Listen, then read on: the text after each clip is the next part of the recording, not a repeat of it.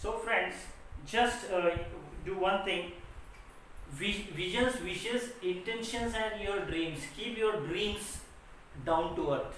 आपके जो सपने हैं, आपकी जो ख्वाहिशें हैं, आपके जो विचार हैं, आपका जो ध्येय है, जो keep down to earth. Down to earth means जमीन से जुड़ा हुआ होना चाहिए. ख्वाब तो आसमान के देखो, लेकिन उसकी जड़ें कहाँ होनी चाहिए? जमीन पर होनी चाहिए. When you walk with the kings, do not lose the common touch. और इन सब चीज़ों के बावजूद ये पूरा सब आपका ये स्मार्ट जब आप बनोगे, मतलब ये पूरा इस strategy, specific, measurable, achievable, realistic goals, time bound goals जब आप अचीव करोगे, तब आपको एक चीज़ ध्यान में रखनी होगी, और वो चीज़ ये है, When you walk with the kings, do not lose the common touch. Means what? आपको एक पोएम है आगे, मतलब 80 से 90 पेज नंबर के बीच में है. रूडयार्ड किपलिंग की पोएम है. पोएम का नाम है इफ. यदि आप, मतलब यदि आप अमीर हो गए, यदि आप यश की शिखरों पे जा चुके हैं, फिर भी आप यदि गरीबों को नहीं भूलोगे, कॉमन टच यदि लूज नहीं करोगे, तो फिर आप then and then you will be man my son. मतलब एक पापा ने, एक पिताजी ने अपने बच्चे के लिए लिखी हुई पोएम, रूडयार्ड किपलिंग की पोएम. बहुत सुंदर कविता है. Yes, very nice poem. So when you walk with the Kings, do not lose the common touch. आपके जो वर्च्यूज हैं, आपकी जो रियलिटीज हैं, आपके जो ख्वाब जब पूरे हो जाएंगे, आप बड़े इंसान बन जाओगे, सक्सेसफुल पर्सन जब बन जाओगे, so please do not lose the common touch. Please live down to the earth. कभी आपकी गाड़ी से उतरकर रास्ते से चलते हुए आदमी के, कोई गरीब लोगों को मदद कीजिए, हेल्प कीजिए, and that is after the success of your life. So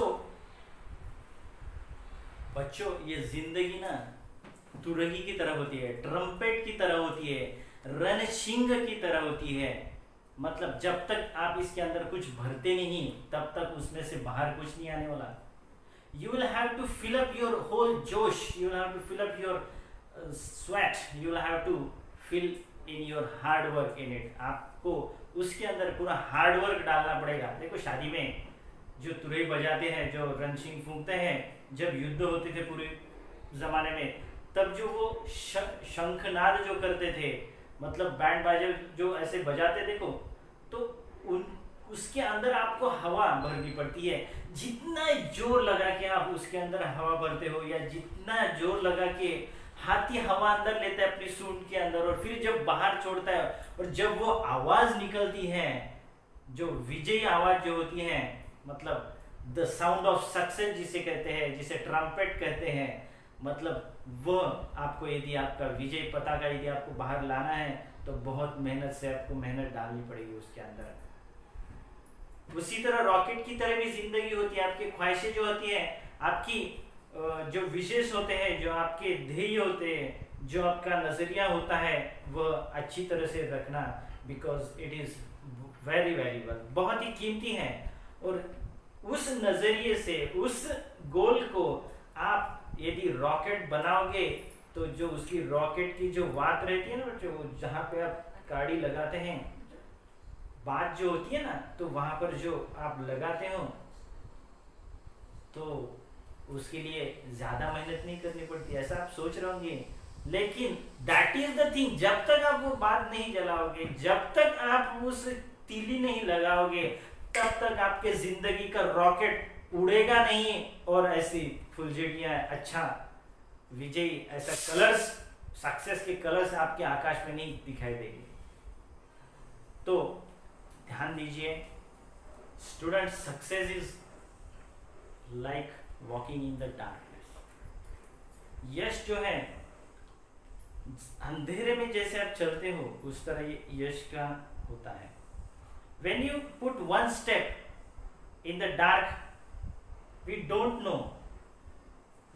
know what is there, isn't it? जब आप अंधेरे में चलते हो, पहला पैर रखते हो, आपको अंधेरे में कुछ दिखाई नहीं देता है.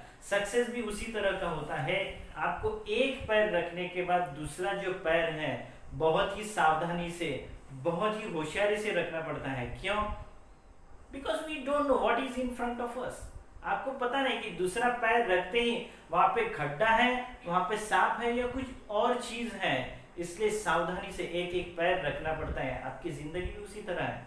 You will have to keep the steps very carefully, very cautiously. आपके जिंदगी के यश आपको जिंदगी में चाहिए तो उसी तरह से आपको एक एक पैर स्टेप्स रखकर आपको सक्सेस मिलेगा। One thing at a time, एक एक स्टेप्स, एक एक पायरी जो कहते हैं ना, तो आपको एक एक स्टेप्स आगे बढ़ते जाना है और आपके यश की तरफ, आपके सक्सेस की तरफ आपको जाना है। So it is very hard, but while putting your leg, आपका पैर रखते समय यदि खड्डा आ जाएगा तो क्या होगा, तो इसीलिए पुट योर लेग, गड्ढा आएगा तो आपको क्या करना पड़ेगा, you will have to put the leg without a crack. जो सेकंड पहले का पैर, पीछे का पैर है, वो होल्ड रखते हुए आगे के स्टेप पर आपको पैर रखने का है, लेकिन वो आगे का पैर तब तक नहीं रखने का जब तक वहां पर फर्म कुछ तो भी नहीं मिलता अपने को, ठीक है नहीं। We will not keep the leg when there is a crack. जहां पर क्रैक हो तो वहां पर लेग नहीं रख सकते। क्यों? Because you want to crack the success. आपको सक्सेस क्रैक करना है, आपको JEE मेंस क्रैक करना है, आपको MPSC क्रैक करना है, बहुत सारी चीजें क्रैक करना है आपको। यदि क्रैक पे पैर रखोगे तो आप कुछ क्रैक नहीं कर पाओगे।